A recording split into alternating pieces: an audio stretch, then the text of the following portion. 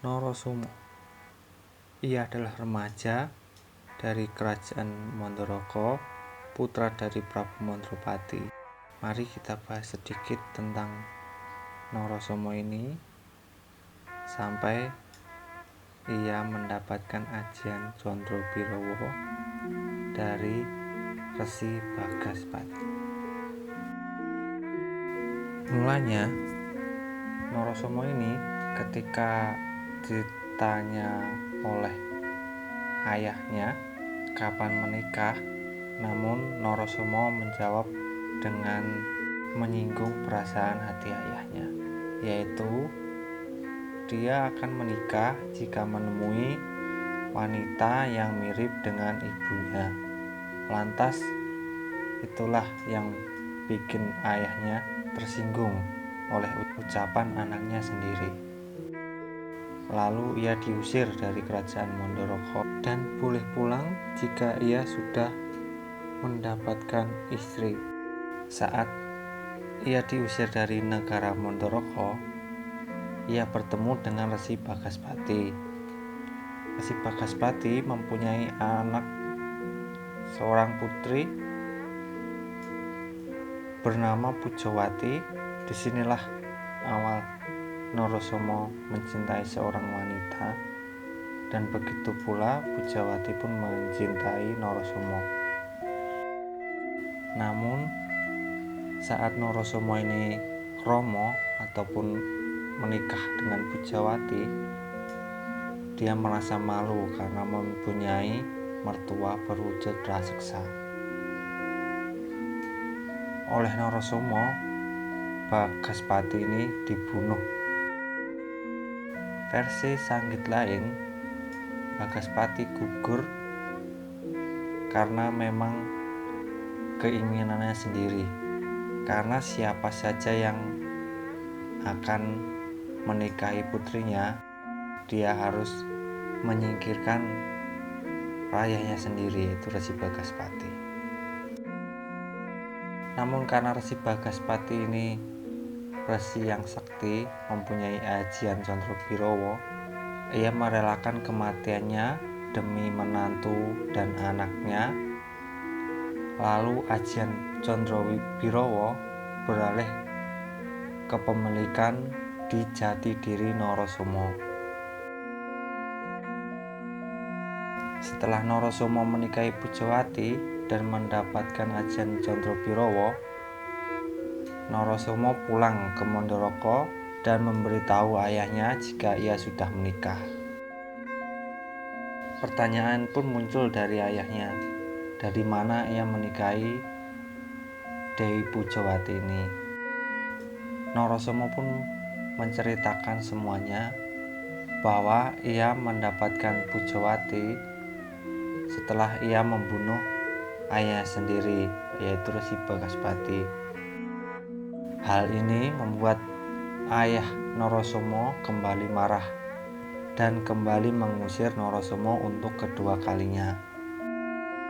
Untuk kali ini Narasoma tidak pergi sendirian. Ia membawa adiknya, yaitu Dewi Madrim. Saat di pengusiran, ia mendengar bahwa ada sayembara Kunti Pilih di kerajaan Mandura. Dengan rasa sombongnya dia karena ia mendapatkan ajian Condro Birowo, ia mengikuti sayembara tersebut, walaupun sebenarnya Kunti sudah menjadi milik Prabu Pandu. Bahkan Narasoma berani mempertaruhkan adiknya Dewi Madrim. Jika Pandu menang, maka Dewi Madrim akan dinikahkan dengan Prabu Pandu. Mulanya Pandu kewalahan menghadapi Narasoma menggunakan ajian Condro Birowo, ajian yang berwujud buta cebol. Jika buta cebol tersebut disakiti, maka ia akan bertambah menjadi banyak, dan satu-satunya agar ajian Condro Birowo tersebut kalah, yaitu dengan cara mendiam diri. Akhirnya Pandu pun dapat mengatasi ajian Condropiro tersebut dan bisa mengalahkan Raden Narasoma. Prabu Pandu pun berhak menikahi Dewi Madrim yang sudah dijanjikan oleh Narasoma.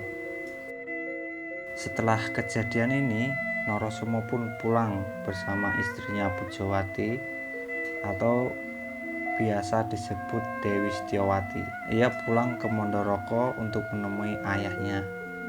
Narasoma, ia adalah pewaris tunggal kerajaan Mandoroko.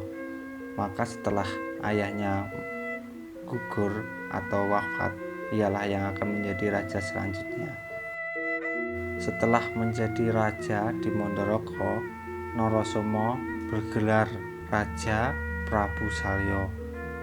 Dari pernikahannya dengan Dewi Pujawati, Prabu Salya mempunyai 5 anak, 3 perempuan dan 2 laki-laki. Surtikanti, Erowati, dan Banowati. Nantinya mereka akan diperistri oleh raja-raja agung di tanah Jawa. Lalu Rukmarata dan Pulisrawa. Mereka berdua adalah anak laki-laki dari Prabu Salya. Di akhir hidupnya, Prabu Salya gugur di perang Bharatayuddha.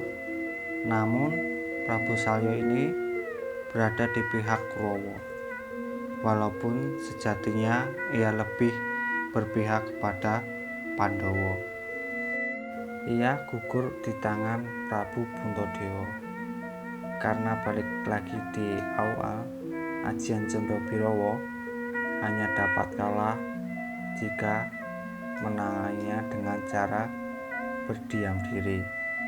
Dan Puntadewa pun adalah karakter tokoh pewayangan yang sifatnya mendiam diri. Saya rasa cukup untuk penjelasan bab Narasoma atau Prabu Salya ini. Bila ada yang ditanyakan, silahkan tulis di komentar. Sebisa mungkin akan saya jawab. Terima kasih.